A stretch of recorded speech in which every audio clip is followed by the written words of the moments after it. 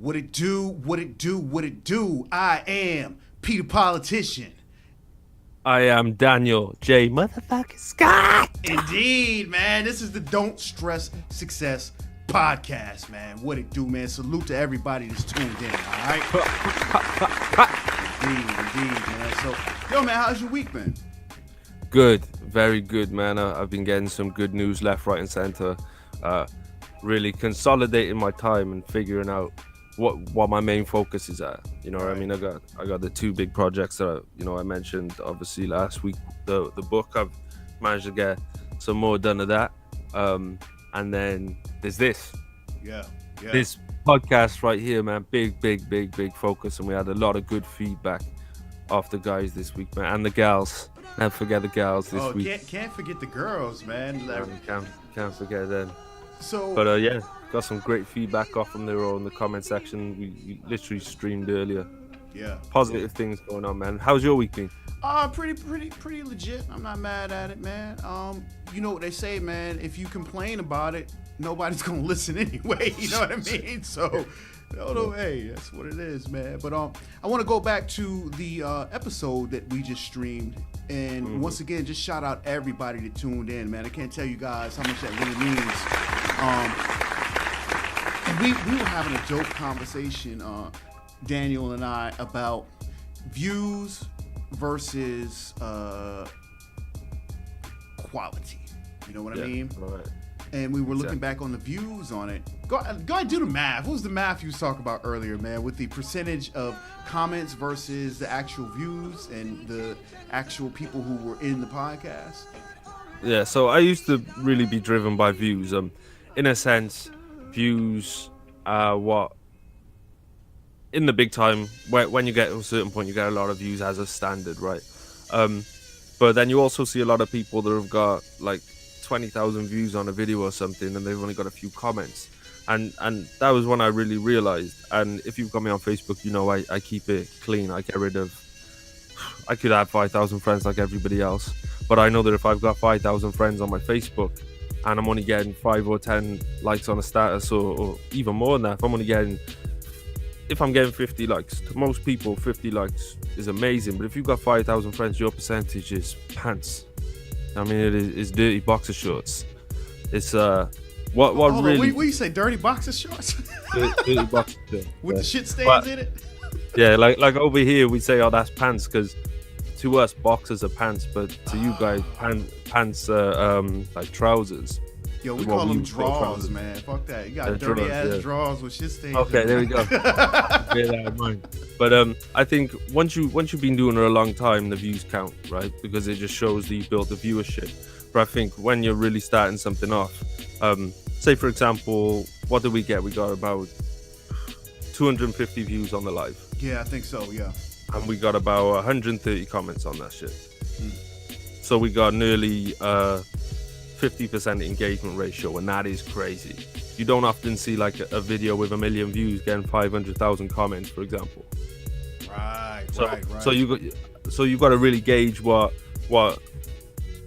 your parameters of success is with what you're doing. Really in the beginning, especially, the more ride or dies, the more people commenting, the more people liking and sharing. If there's people watching your stuff and not liking, not commenting, and not sharing, maybe you're not doing a good enough job of making that engaging. You know what I mean? And not only that, well, I'm just, I've been doing this broadcasting thing for a while, and what happens is Facebook, they'll flip up their algorithm. So I know when Facebook Live first started, they were giving you likes, you know what I'm saying? Like giving you views, you know what I mean? And you would go live, and just because it was a new feature that Facebook was offering, then they wanted to encourage you to continue to use that feature. So when I first started going live, I was getting crazy views, man. And now they have the whole Facebook Watch thing coming out, and I feel like they've recognized, okay, we can no longer kind of fake these views anymore. YouTube, in order to get a view, I think someone has to listen for like a minute and a half before it even, or they have to listen to basically about 25 to 30% of your video. With Facebook, though, you only had to be tuned in for like 5 or 10 seconds, and they would count it as a view. Yeah, because it even says if you use a page, if you look at the stats for the page, the insights, it'll tell you how many of those people actually dropped off within 10 seconds, and they still count as a view. Right. But it's not really. They didn't really watch anything. They looked and said, "What's this? Oh, I don't know. I don't care." Mm-hmm. Yeah.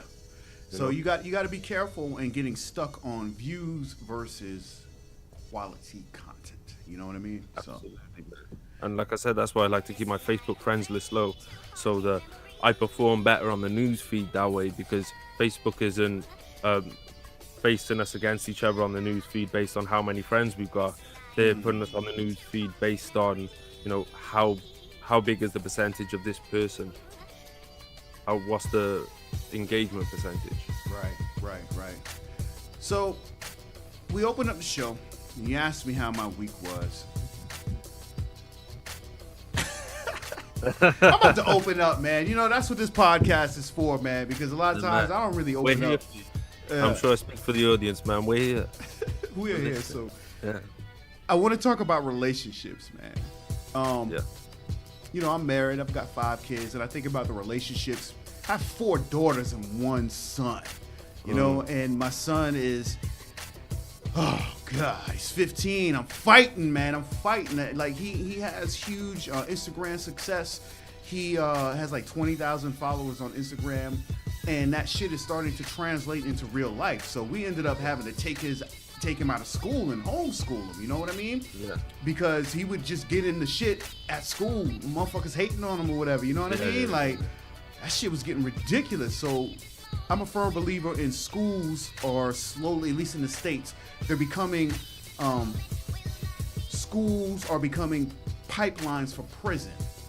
Because they'll expel your ass, they'll call the cops on your ass quick over some trivial shit that would have never even, you would have went to the principal's office, you would have talked to the person you got in a fight with, and then that would have been the end of it. You might not even got suspended, you know what I'm saying? But nowadays, they're just throwing these kids away to that system, So, long story short, when we I want to talk about relationships, man, because you really put me on to this book, man, The Superior Man, and I appreciate that because not only with me having 4 daughters, it also helped me to relate to my son and just kind of figure out where he's on the spectrum, you know what I'm saying? So I just talk to the people about that book, and I appreciate you introducing it to me because it put things into perspective. I haven't gotten to read the whole thing, but the biggest thing for me was getting in tune with your feminine side. And like, before y'all even start, man, no homo on this motherfucker, all right? I'm just saying, what it was talking about was, if you tune into your feminine side as a man, that allows for you to understand women a lot more, and vice versa with women. I think about single moms, they're always having to tune into their male side because they don't have a male partner with them. And this book, I'm tying it all into my son because I think sometimes my son is a lot more in tune to his feminine side, and don't get this shit fucked up. I'm not trying to say my son is homosexual, but he's just more in tune to understanding the feminine side than I am. And so I come off as this harsh fucking drill sergeant at the house. You know what I'm saying? And whereas he understands a lot better than I do. You know what I mean? So I'm gonna throw it at you, man. Yeah, well, basically, it's The Way of the Superior Man. You can get it on audiobook. You can even get it on YouTube. I'm sure there's. I'm not sure if it's the actual book as opposed to like a case study, which I find there's a lot more information in.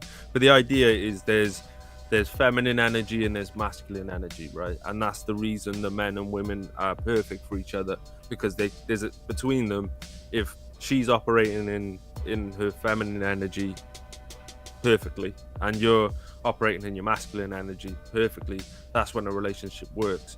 But you've also got to consider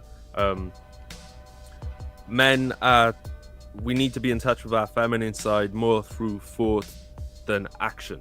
You know what I mean? But when we get in touch with our feminine side through action is when there's some kind of like discourse starts to happen in between men and women. So for example, when men complain, when men moan, when men are bitching, when men are doing all these kind of things, is they're driving away from women, because that's the role of women. When women are shouting down at down at men, or well, maybe not even shouting down, more so behaving like a masculine energy in an argument is sit there, listen, take it on board, find a resolution. At each other. That's when you're operating in your feminine energy, right? And this is not to put anyone down. It's just the way we are, man. You put 5 men and 5 women in a room, and it's gonna end up a certain way, because it's feminine energy and masculine energy. And I think that's why there's this big discourse at the moment. You know how the whole world is sort of like moving away from traditionalism, so to speak, and men can't find good relationships, women can't find good relationships, is because we're not embracing who we're supposed to be. Right. And I want to clean this up a bit, because shouts out to the LGBT community. You know what I mean? This is 100%. Not a slight. And as a matter of fact, this is about all relationships. You know what I mean? If you definitely embrace and understand the masculine and the feminine, then it ultimately will help you in relationships in general, no matter what your sexual preference is. This isn't about what your sexual preference should be. This is more or less just understanding, because you may be a more masculine woman and then you find yourself in a relationship with another woman who's a way more feminine woman than you are. And so you have to understand and embrace your feminine side as well as your masculinity in order for that relationship to be conducive, and that you guys aren't fighting.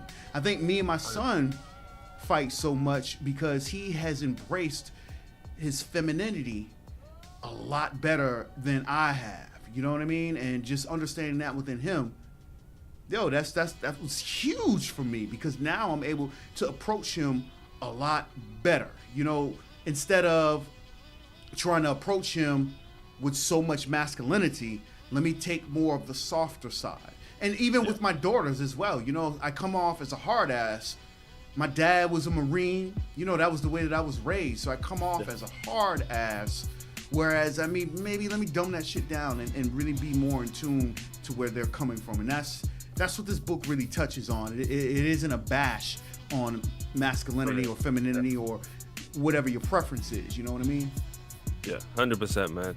Well, if you look at most couples, whether they're lesbian, whether they're gay, there is a masculine, there is a feminine. So, and that's the thing. Like, it's called the way of the superior man, and just how times are now, I just hate that touchy shit. Like, people think that everybody's out to offend them. You know what I mean? Or I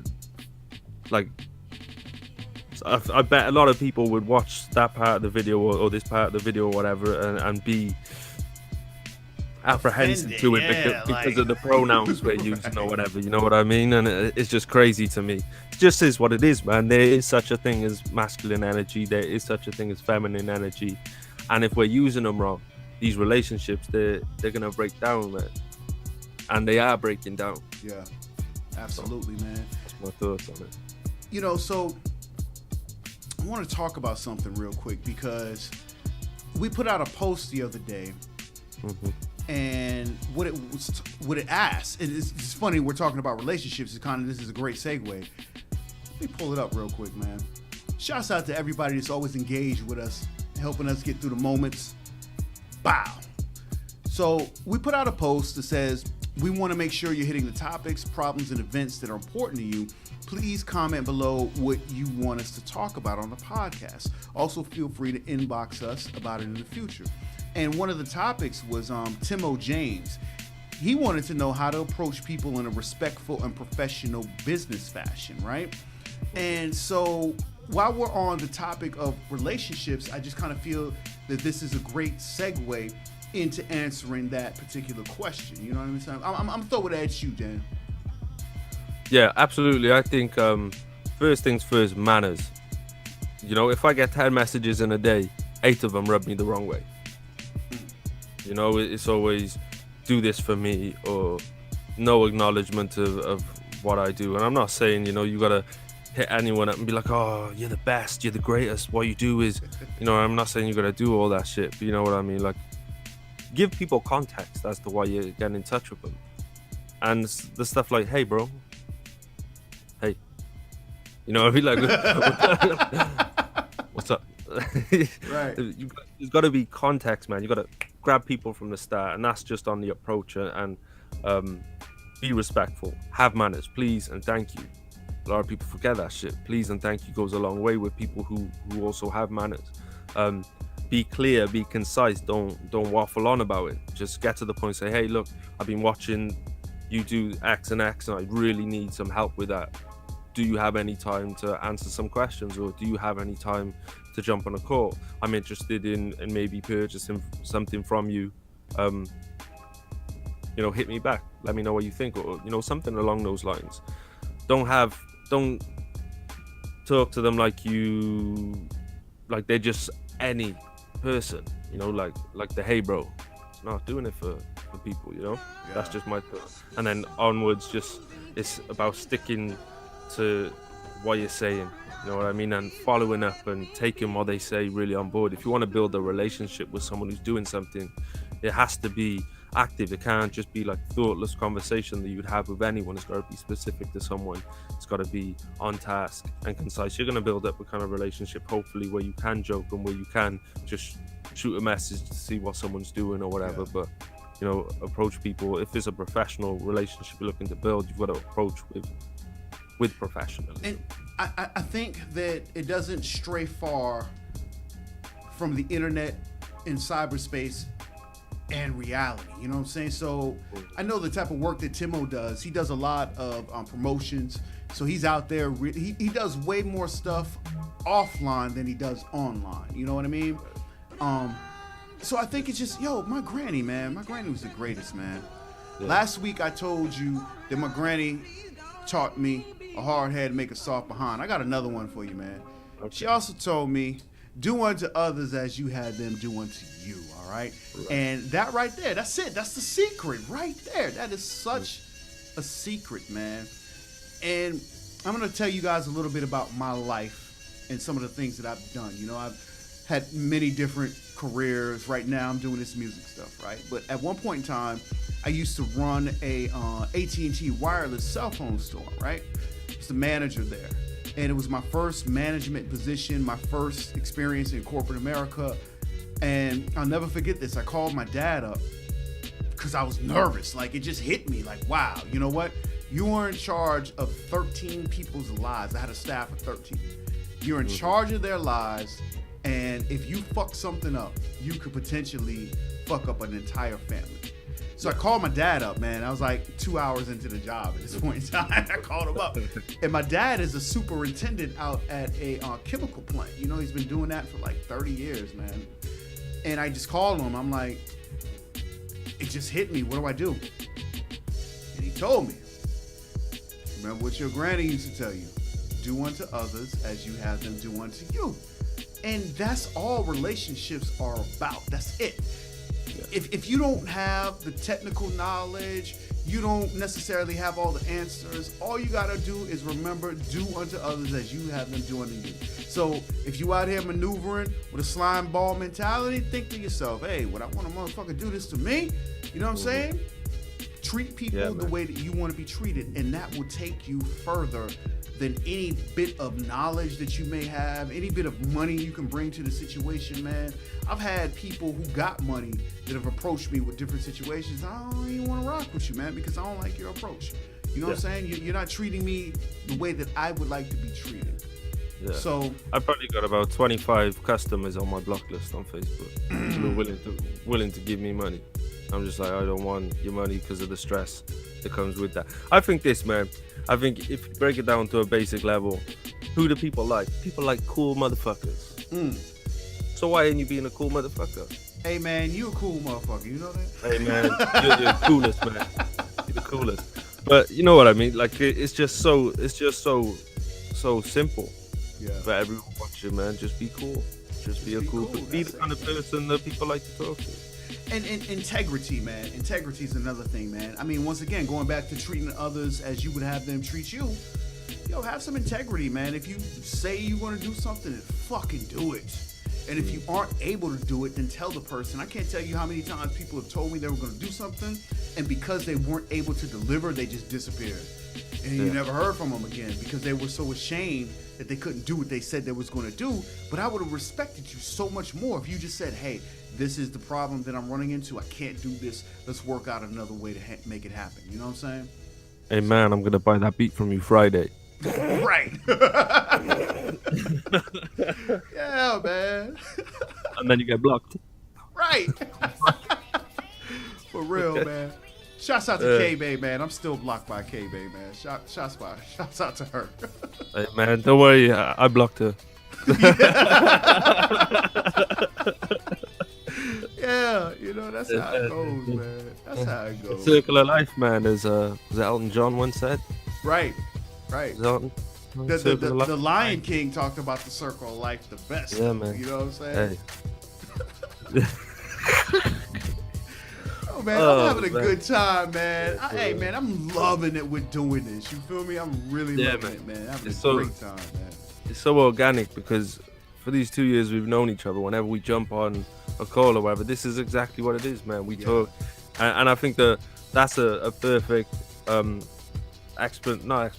perfect exhibit of a professional relationship. Right. It's like the way we're talking here is like talking about how to get better Facebook engagement, talking about how to have better relationships. These are the conversations we have when we're not in front of the camera talking to you guys and we're just talking to each other. You know, this is just basically broadcasting a conversation that we would have anyway, and these are the kind of conversations that are going to get people to say, you know what, I like them, or you know what, I want to work with them, or you know what, I want to watch what they do. So get rid of all the filler. I think like I don't, if I need something from someone, or I've got something for someone, or just something constructive is going to happen between me and someone, I don't warm them up first with a, hey bro, what's good? Right. Like say for example with us getting this podcast, so I don't hit you up like, hey man, you know what I mean, how are you? Oh yeah, by the way, I'm like, oh, just got a logo done, you know what I mean? Or oh, what do you need me to do for the show next week? You know what I mean? If we eliminate this filler, we're saving time too. Man, let me tell you, man, I cherish that about our relationships. You know what I'm saying? Because it has taught me.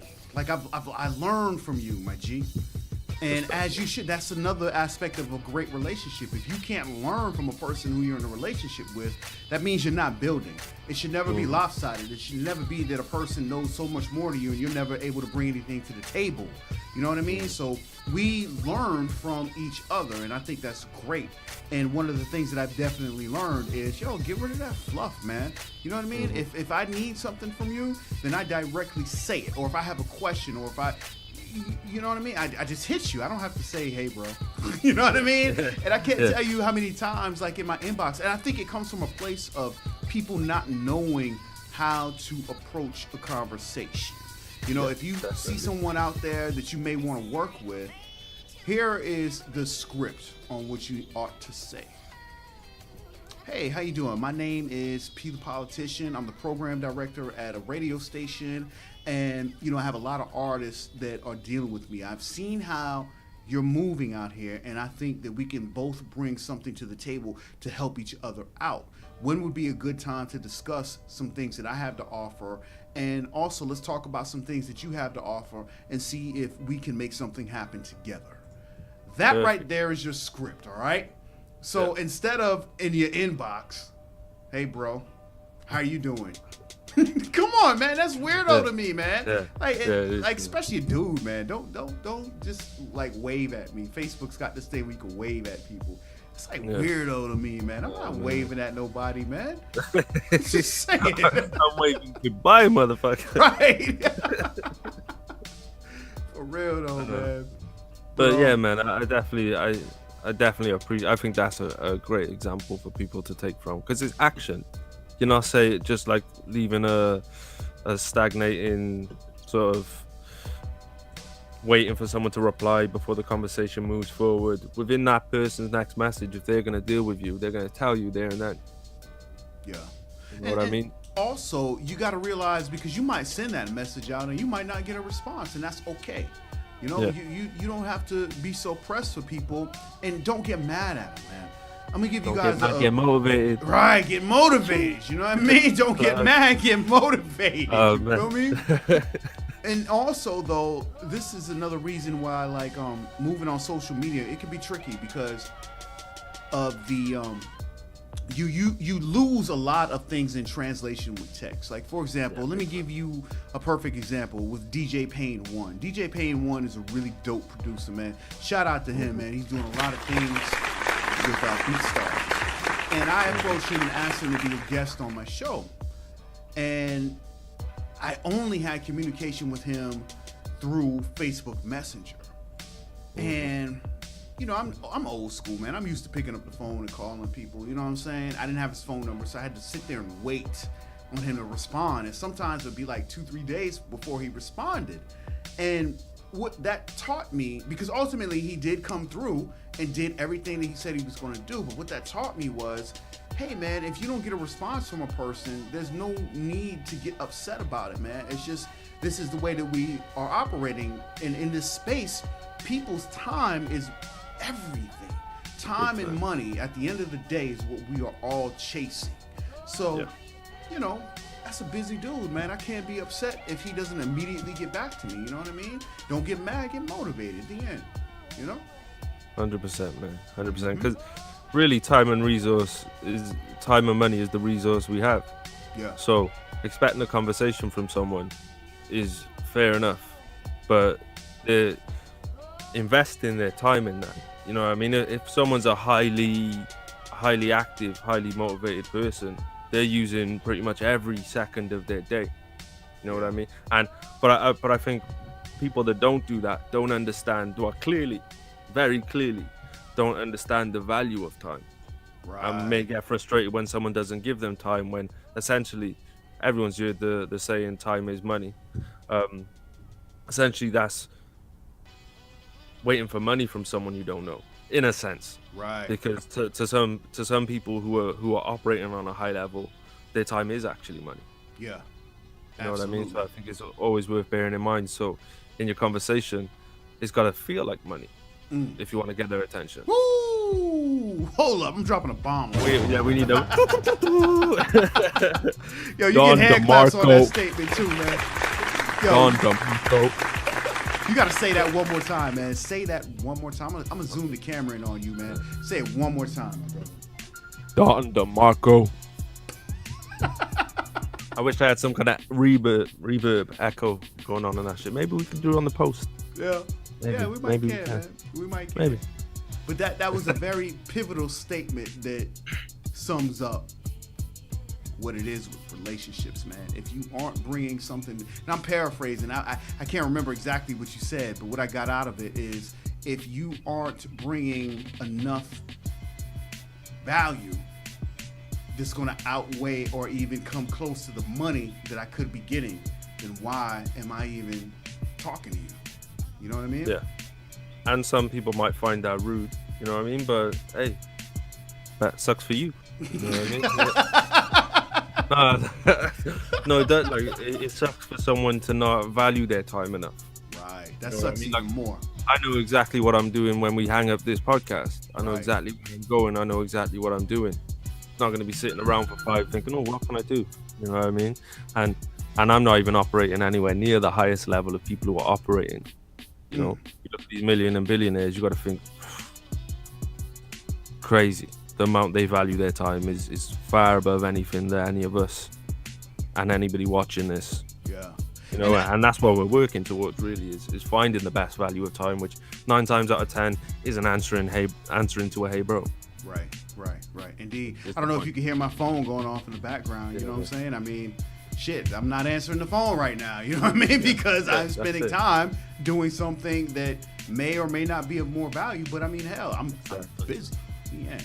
Exactly. So, but yo, man, I gotta ask you, man. You out there in the UK and everything, man. You know, this is my attempt at transitioning into the next topic. You know what I mean? Yo, we talked about this earlier too, man. Yeah. It's all good. I think it's a really interesting, very, very relevant. So it's pretty much out of 10 posts, a good 3-4 of them are this topic. Yeah. Oh, let me put this on silent because obviously someone is really wanting my attention. no doubt, man.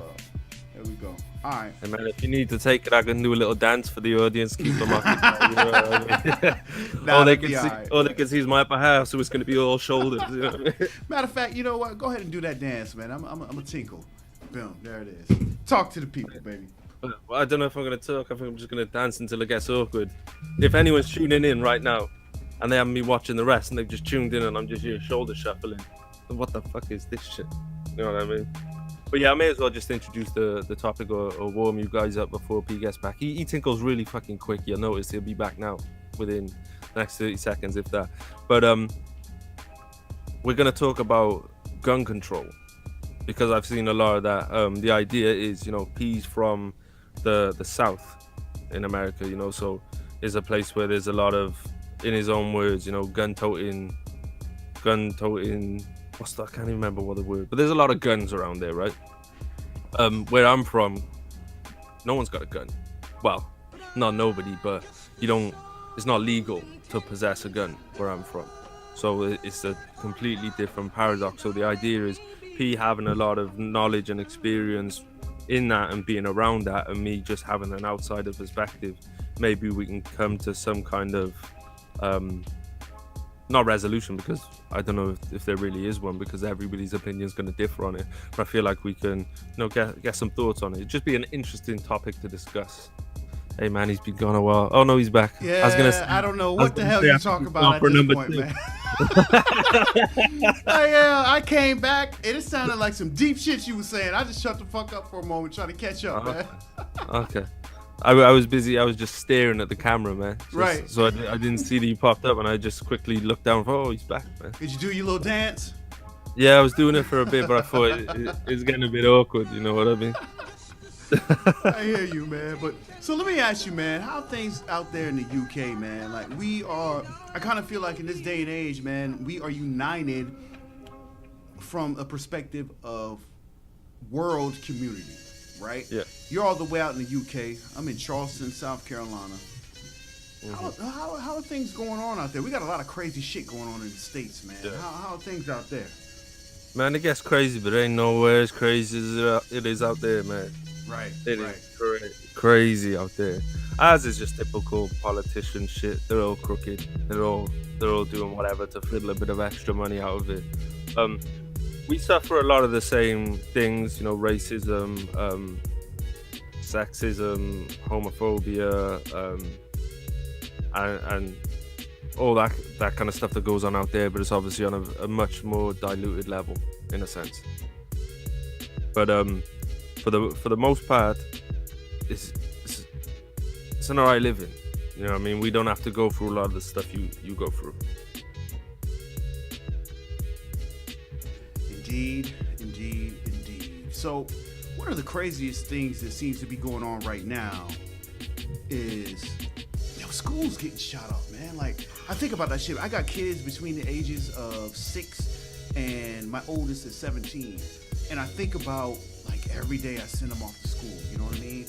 And it fucks with me because I'm just like, you know what? What weirdo could potentially pop up and shoot the damn school up today? You know what I'm saying? My daughter's playground is right there in front of the school. You know what I'm saying? And so a motherfucker could literally walk up there and just start shooting that shit while they're on the playground. And so I think about this most recent shooting that we had. It was at a school, you know, a motherfucker just walks in and just blasts like 17 people. What the fuck? And I think about all of the different friends that I have on Facebook and stuff like that, and they're all over the world. You know what I mean? Mm-hmm. And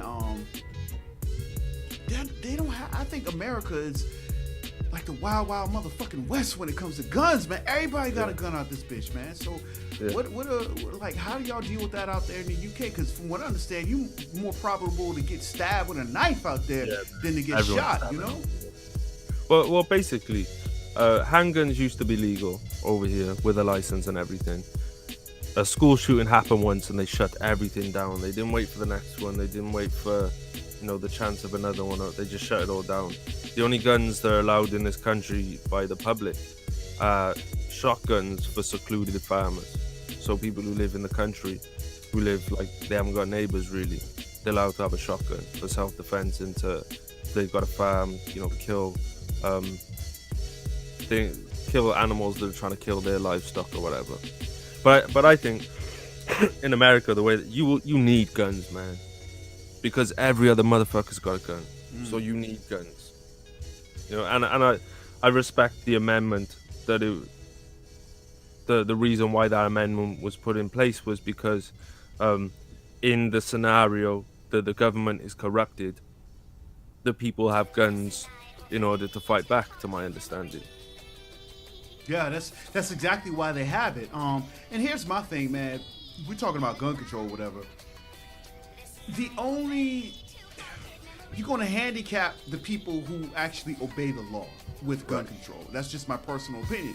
Because, I can go get a gun illegally easy as hell right now. You know what I'm saying? And that's the thing. Yeah, the laws aren't going to change that. You know what I'm saying? The laws are just going to handicap the people who are trying to obey the laws, and then they're no longer going to be able to protect themselves. And it's going to all end up going on the black market anyway. Like, let's just talk about drugs for a moment. You know what I'm saying? Drugs are illegal. The fuck? People get high every day. You know what I'm saying? Yeah, 100%. It's like if they say, right, all guns are banned now, no one's, well, there might be a few people, but it's not like everyone's going to go, better go hand our guns in. Right. I kind of feel like the Pandora's box is opened way too much. So I guess that's what my question is, because at one point in time, guns were legal there. How did that work? Because everybody had a gun, and then boom, it's now illegal. So how did that work? I think it was a long time before me. So I'm not too up to speed with it. I just have a vague knowledge of the fact that there was a point where handguns weren't illegal if you had a license. Right. But of course now that because there's perfect example with what you're saying really is because there's no guns here, people get stabbed more. Right. You know what I mean? Just like there's nothing stopping criminals, man. If they want to cause harm, they're gonna do it. They'll do it with a butter knife. Right. They can. Right. If that's all they've got, bare hands. Yeah. And so, like, in my weird, twisted mind, I'm always thinking about opportunities within all of my conversations to find a positive outlook on it, right?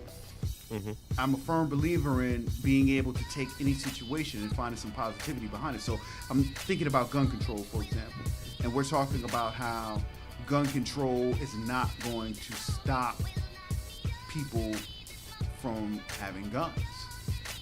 So to flip it back to the Don't Stress Success podcast, right? Oh, run it with me, baby. Okay, it's coming. The electric storm is in my mind.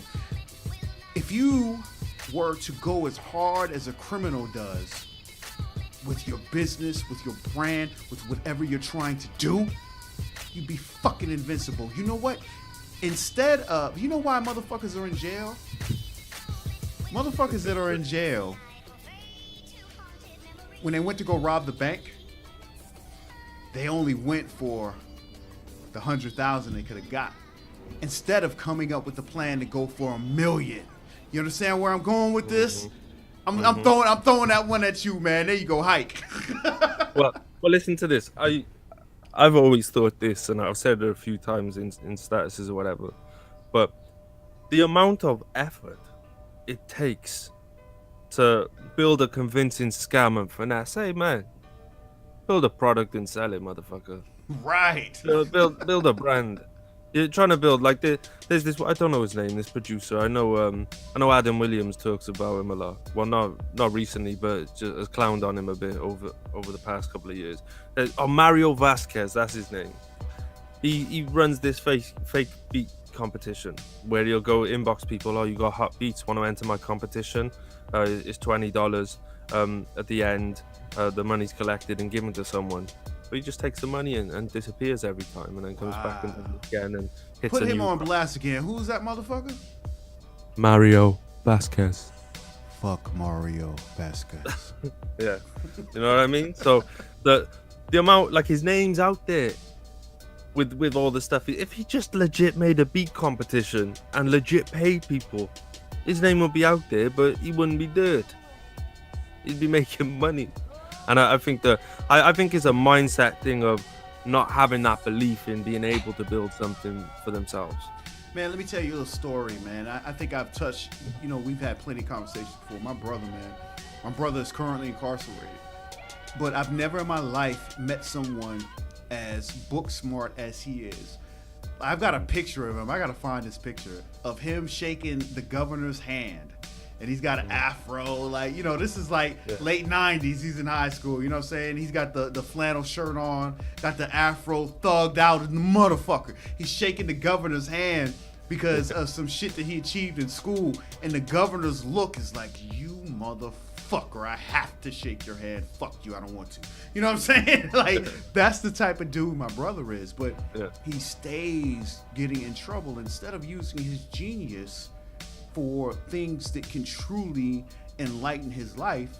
He decides to use his genius for things that he ends up getting caught for, and now he's sacrificing his freedom. You know what I mean? So, I miss him, man. I miss him, but that's a perfect example of what I'm saying, man. People get so caught up in the energy that they put into the wrong shit. And going back to the gun control, I just kind of feel like the energy that people are putting into trying to control the guns, there are other people out there with even more energy that are going to still gain those guns, even if you put the restrictions on it. You know what I'm saying? Or mental health is a huge issue, man. Say it one more time. I think mental health is a huge part of it. Yeah. I think if they focus more on people's mental health, then there would be less. Right. Less of these events happening. I think that everybody's going through some mental health stuff at the moment. Just because you look at the news, it's all depressing. You look on the news feed, it's all depressing. The programs, everybody's cheating on everybody. Everybody's killing everybody. Like, everywhere you look, they're trying to... And I know last week we talked a little bit about conspiracies. Buffy is an alien. It's true. I don't want to get sued or anything, but they are waging an assault on your mindset every day. Yes. The media, it's all owned by it's all owned by the same motherfuckers. Every media station is owned by the same motherfuckers, and every media station is owned by that media station that's owned by that media station, which is owned by these motherfuckers, and they've got a narrative that they want to push to you. I'm not gonna say too much more than that. No, you can't tell them, man. We go to jail. but there is mental health is a huge problem that I don't think people are dealing with correctly. And we talk about mental health, and I'm gonna just kind of expand on that a little bit more. Medical care in itself, because for example, if you have insurance, that's not going to always necessarily cover your mental health. If I have insurance and I need some mental health counseling, like couple counseling with my wife, that shit ain't covered under insurance. So now you got to come out of pocket, and you fuck around and continue to have these issues within your relationship. And now I go and kill my wife, which I shouldn't have said that. I'd be scared sometimes. You better watch your ass. Man. I love you. I would never kill you. I'm just using it as an example. It's a bad example, but it's a perfect example. You know what I mean? So let's say I'm suffering with all these issues within my relationship, and then I do some crazy shit. Then, whose fault is that really? You know what I'm saying? They wouldn't help me. Nobody fucking helped me, man. Yeah. So, but I kind of want to spin that word. Nobody helped me, right? Yeah. Because a lot of people are out here and they're feeling like that same way, like they're crying out for help. They're trying to build a brand. They're crying out for help. And the harsh reality is, nobody gives a fuck. That's just the truth. You know what I'm saying? So, with that being said, you can either buckle and say and blame it on nobody helping you, or here's another option, man. You could take the steps to try to get your own help. So going back to the example that I just used, and I might be contradicting myself a little bit, but I'm trying to show all angles of it. If I can't afford the mental health, but I at least know and acknowledge that I need that help to better my relationship, yo, the world is now fluid. I can go online and look up things, or pay for courses to try to figure it out. You know what I mean? Mm-hmm. And I think another caveat to this is that people who need the help, that are crying out for the help, don't know how to help themselves. Yeah. You feel me? Absolutely. Absolutely. And I agree, man. There's enough resources online. I know things are hard to do for self sometimes, but there's people dedicating their whole lives to building YouTube channels and blogs and websites, to people who have noticed that, a lot of people's mental health isn't great right now at the moment. And I think what a lot of people do who are suffering, instead of looking for the answer, they start looking into more of what's depressing them. You know what I mean? I think a lot of people, just going for my news feed, man, you shouldn't be on fucking Facebook. Right. You should not be on fucking Facebook. Right. And I got the same opinion, random and off topic. I got the same opinion on weed, man. Some people should not be smoking weed. If you ain't in the right place mentally and you're on Facebook, you're gonna see some fucked up shit that's gonna fuck you up. If you're in the wrong place and you're smoking weed, you're gonna be thinking more fucked up shit. It's gonna make you very aware of where you are, and if where you are ain't nice, it's gonna fuck you up. What? You know what I mean? And I say this out of experience, man. Whenever I've smoked weed in my life, when I've been in a bad place, it's fucking made me a bit nuts. Yeah. You know what I mean? But but if life's going good, like when I went to Miami with the PTI boys, I was smoking hard out there, man. I was loving life. I was enjoying it. Yeah. But then when I'm in a miserable place and nothing's really going on for me and I'm smoking, that shit fucking it's rough.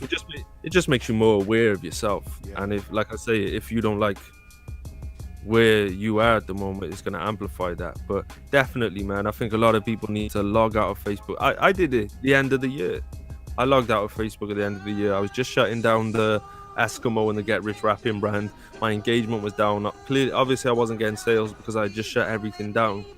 So I was like, oh man. And I'm seeing a lot of people winning. I'm looking and I'm seeing a lot of people bitching and moaning, and it was the way I felt, but I didn't want to see it. So I just shut it down, man. Came back in the new year motivated, a little bit diesel, like, you know what I mean?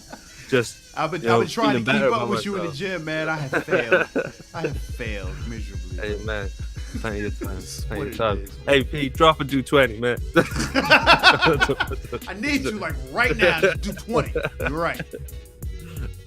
But yeah, I'm really contemplating doing that for real, man. I oughta, because that's what it is, man. Like, you made a great point. You just said, hey, P, just drop and do 20. That's what it's about, man. Stop thinking about that shit. Stop pondering on it and fucking do it. So you know what? Man. I'm gonna drop and do 20. I'm throwing it at you. Oh, shout out to PThePolitician, man. Shout out to P. This is a man of action right here, ladies and gents. This is a man of action. That's an inspirational man right now. We can't quite see him, but you know he's there. He's dropping. He's doing 20. I can't believe this shit. Nah, but it's right though, man. Like say for example, I don't feel like. I'll wait for him to sit down. Get the headphones back on. I did 5. I didn't do 20. 5. Hey man. I did 5. Hey, that's 5 more than you were gonna do. Yeah. You know what I mean? Exactly. Yo, I just did fucking push-ups just now. Wow. Yeah. Hey, but honestly, like you said, that's all it is. You know what I mean? Like I was saying, I don't know if we said it on the call, but no, I think it was before we got this started up. I go gym the minimum 4 times a week. Most weeks 5 times a week. I gotta walk 2.5 miles there. But I haven't got to walk, but I choose to walk 2.5 miles there and 2.5 miles back just to burn a few calories extra. But I don't want it. I don't think I really want to go gym. Some days I do, but some days I just leave the door before I start thinking about whether I want to go or not. So too late, I've already left. Too late, I'm already there. Gotta do it now. You know what I mean? That's really, we gotta force our hands a little bit more, especially if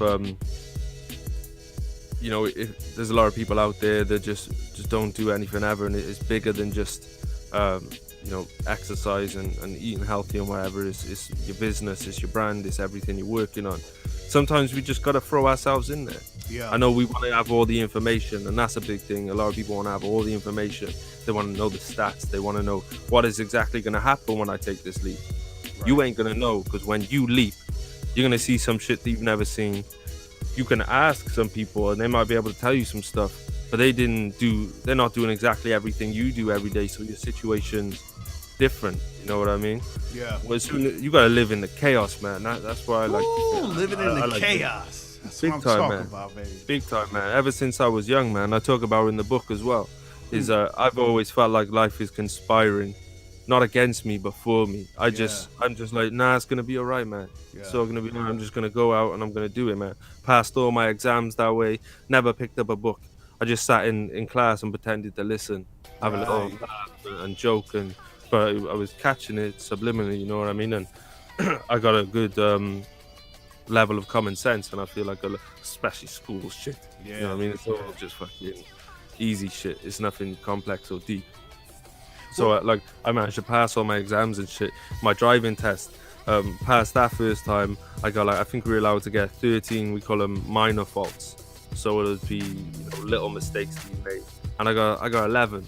So 2 more minor mistakes and I wouldn't have passed my driving test, but I wasn't sweating. You know what I mean? And I feel like we just got to throw ourselves out there, win, lose, draw.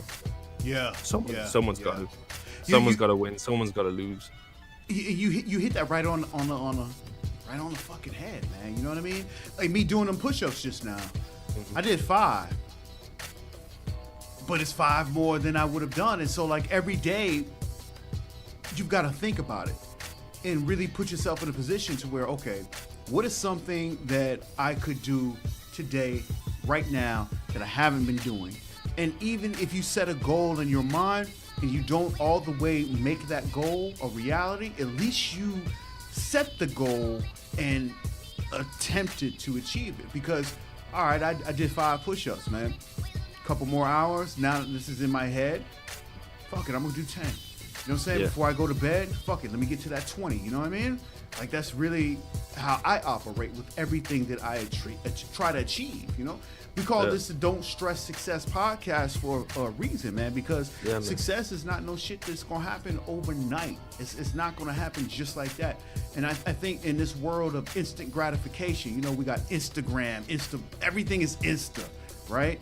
Nah, that shit don't work like that. I saw the dopest video that Gary Vee put out, and it really helped me. If I could personally thank him, I would say thank you, Gary Vee.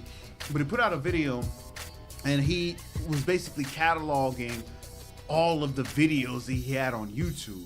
And he was like, yo, man, I've been putting videos out for 10 years. And he was like, I'm just now getting to a point to where this shit is really, really taking off.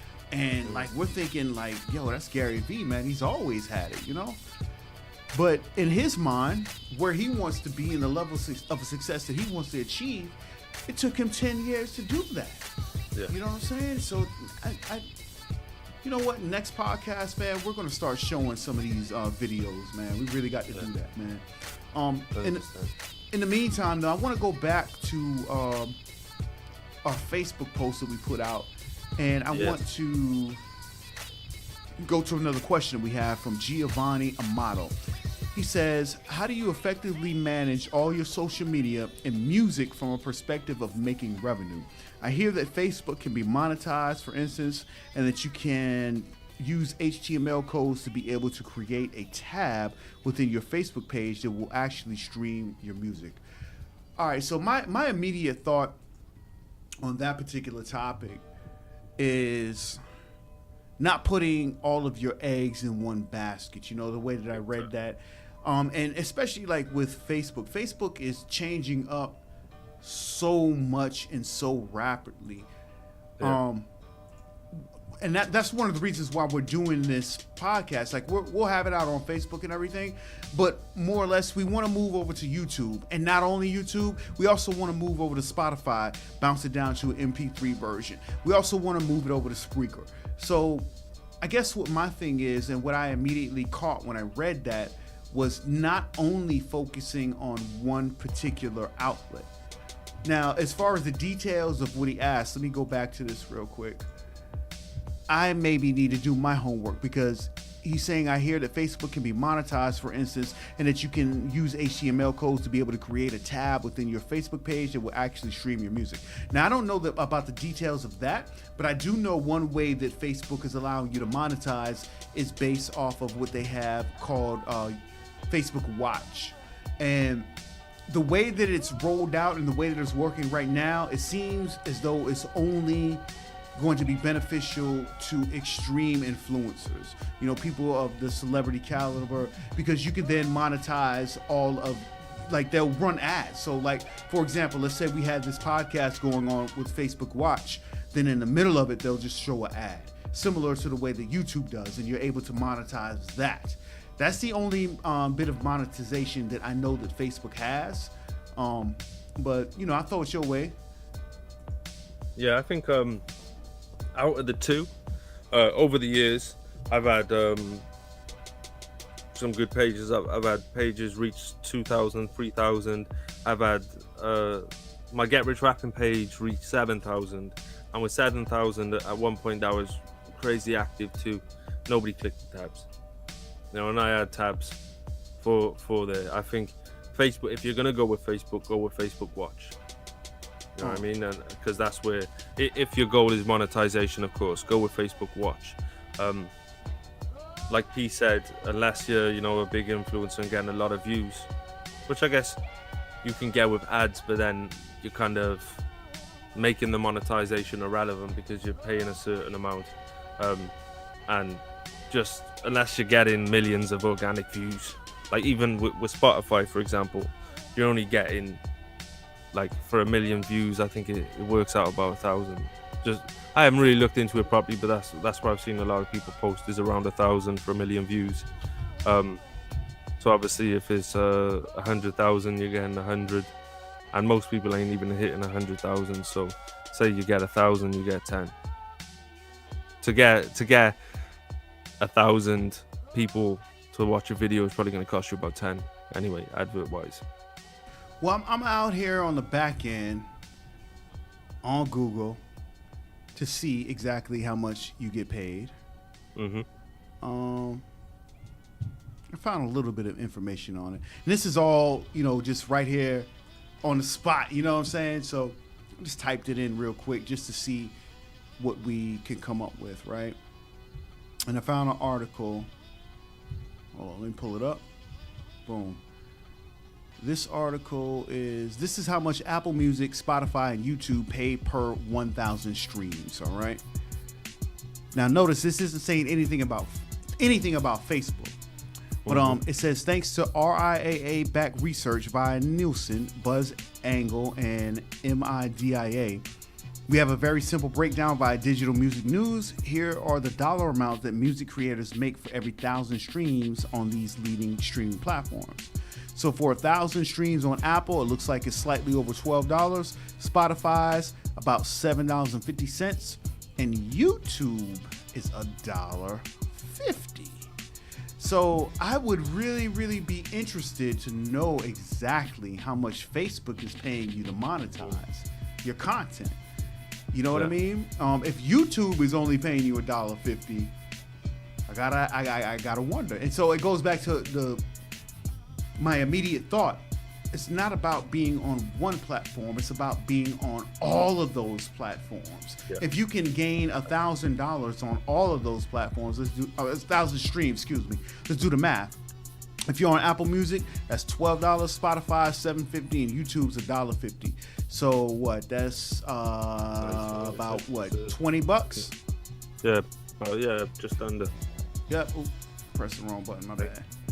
But yeah.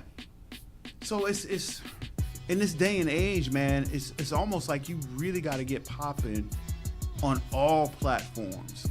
That's what all of the serious influencers, the serious artists, the people who are really out here doing it big, they are popping on all platforms. And you know, with this whole Don't Stress Success podcast, I've been really doing my thing on Facebook. So is you, Daniel. Mm-hmm. And I'm just so excited because now we're going to actually make that attempt to reach the masses on a larger platform outside of what we're comfortable with. And that's another thing I want to talk about. I've gotten comfortable with broadcasting on Facebook. I've seen some success there. Not so much on Instagram. I've never done a live broadcast on Instagram, nor have I done a live broadcast on YouTube. So this venture that we're doing right now, listen, man, we entitled the Don't Stress Success podcast that name for a reason, because we are talking about our transformations and the things that we're doing alongside, like simultaneously. You can watch what we're doing, and if it helps you out, then boom, that's what it is. You know what I mean? We're not afraid to show our limitations and our fears. That's why we don't stress the success. You know what I mean? Right. So that's what it is.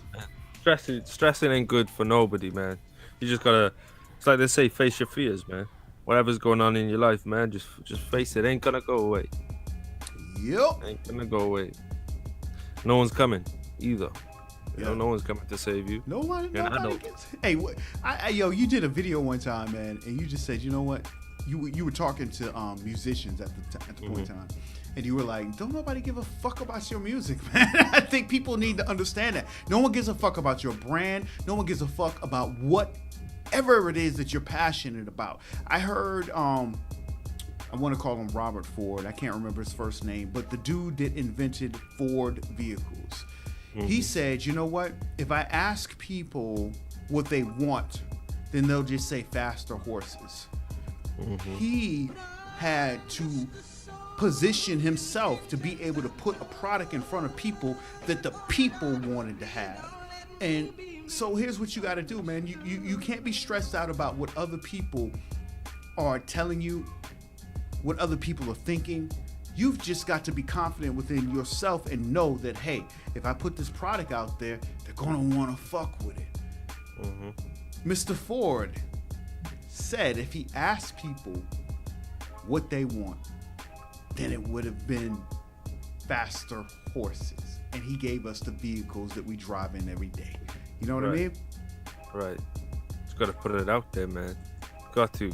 And I guess just to piggyback really on what you said about nobody caring about the music, I just want to give an example. It's not music example, but 2 YouTubers recently had a boxing fight, and they hit over 10 million views. I bet you when Anthony Joshua and Deontay Wilder fight, ain't gonna be no 10 million views on their YouTube video. Right? You know what I mean? Who are those people again? Did you just pull those names out of thin air?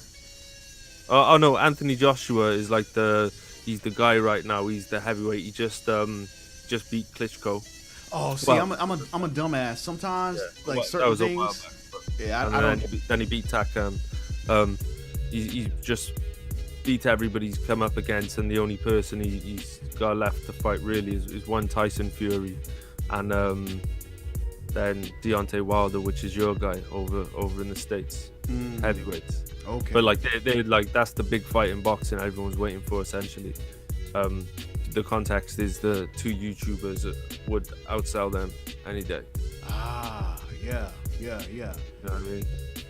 Yo, that's a deep perspective right there. You know what I mean? Because there are some people who are out here on YouTube, like I run across it every day, man. People who are out here really, really making waves that I've never heard of from a national platform. But yo, they out here doing it, and they're doing it on all platforms. You know what I mean? But I've never heard of them. So I really firmly believe we're in a new age in time right now in 2018, because you can make waves and really influence and really, really get the following that you're looking for, and no one has ever heard of you. It blows my mind on how that happens. Whereas, 20 years ago, 15 years ago, the only way that you knew that people were popping is you saw them on TV or you heard them on the radio. But yo, we got not only TV and radio now, we got YouTube, we got the internet, we got Instagram, we got Facebook, we got Snapchat. You know what I mean? So find a way to get popping on multiple platforms, and there it is. Exactly, man. But I think it's crazy, man, because it's there's people out there that have got like 7 million subscribers, 10 million subscribers on different platforms. And it could, some of those people watching this podcast, myself and P included, have never heard of them in our lives. Yet there's 10 million people on the internet plugged into this one person. Yo, perfect example. So I'm venturing off into doing a food review show, you know, and I told you about this a while back. You put me on to the chicken connoisseur. Yeah, right? man. This is what I'm gonna do, man. Shouts out to the chicken connoisseur. I'm gonna pull him up real quick, and I think I want to sign the show off, pulling him up and what he does because he's so dope. And I never heard of him before. You know what I mean? Yeah. So, Daniel J. Scott, man, talk to the people. I shall return. What's good? Oh yeah, one thing I want everybody to do, without fail, everybody who's listening right now, I need you to go to YouTube. Whenever I post a link in a live on Facebook, it never really materializes as a link. But if you type "Don't Stress Success" in YouTube, I think we're the second result already. Go on our YouTube and subscribe there. We're looking to build the platform over there. Because we want to hit keywords. Because if you noticed, if you followed the last podcast, we were chopping up segments where we were talking about specific things and then uploading it to hit a keyword on YouTube. So a lot of our work is going to be going on over there. So I definitely appreciate it. Everybody watching this, I want to see, I don't know, let's say 20 new likes at a minimum. Could you do that for your boy? Could you go over to YouTube, open a new tab if you don't want to stop listening to this? If you could just go over to YouTube, type in Don't Stress Success. You'll find us straight away. Subscribe, because eventually we're going to be live streaming on there. And we're going to be putting most of our content through there. So, yeah, get upon it, man. I think P's back. Yeah, I'm right here. Yo, you do an amazing job stalling for me. I appreciate that, brother. Hey, no doubt, man. No doubt, man. So, man, I just want to end this, man, because here's a really dope dude. He goes by the name the Chicken Connoisseur, right? And I ain't never heard of him before. You know what I'm saying? But he put out a video 4 months ago that already has like 480,000 views on it. You know what I'm saying? And this right here is an example of no one really knowing you, but you can still make waves, man. You know what? Let me scroll over to this real quick. I'm gonna just scroll over to his actual YouTube page, right? And I lied, 680,000 views. He has 617,000 subscribers, and all that he does is just review chicken. You know what I mean? The chicken connoisseur, man. So shouts out to him. I want to go ahead and play this, and just to kind of give you guys an idea of what you can be doing out here, man. Creating content, man. He took the fact that he likes to eat chicken and he turned it into content. You know what I mean? And he's out here making waves, you heard? So that's what it is, man. I am PThePolitician. And I'm Daniel J. Scott. Oh, sorry, man. Man, we fluffed it out. We did so well. Let's do it again. Here we go. I am PThePolitician. Shall I go now? I am Daniel J. Scott. Yes. And this is the Don't Stress Success podcast, man. Shouts out to everybody tuning in and rocking with us, man. Really appreciate that. 100%. That's what it is, man. Let's get into this. Stress and success. No, it's no stress, baby. Let's rock.